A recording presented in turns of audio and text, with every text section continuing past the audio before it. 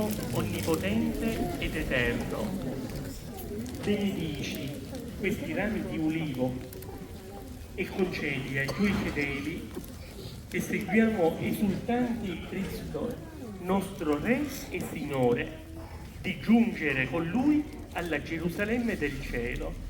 Egli vive e regna nei secoli dei secoli. Amen.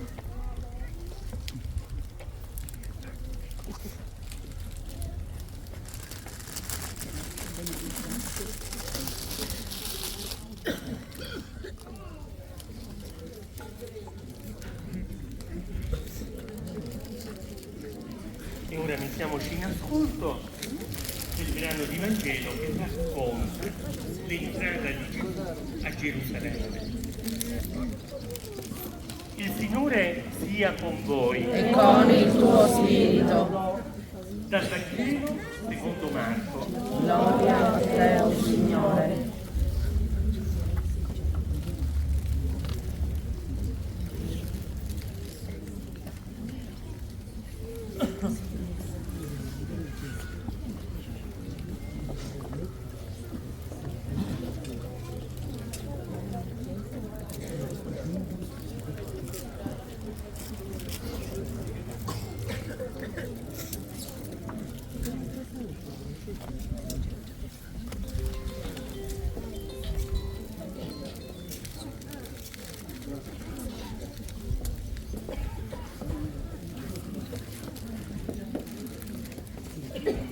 Quando si avvicinarono a Gerusalemme, verso Betfage e Betania, presso il Monte degli Olivi, Gesù mandò 2 dei suoi discepoli e disse loro: andate nel villaggio che vi sta di fronte e subito, entrato in esso, troverete un asinello legato sul quale nessuno è mai salito.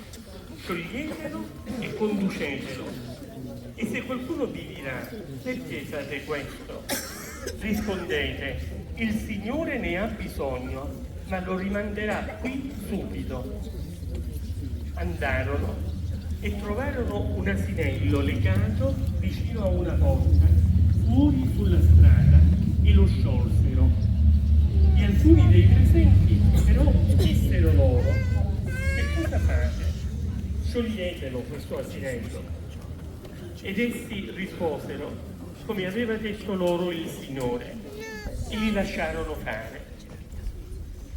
Essi condussero l'asinello da Gesù e vi gettarono sopra i loro mantelli, ed egli vi montò sopra. E molti stendevano i propri mantelli sulla strada, e altri delle fronde che avevano tagliate dai casi.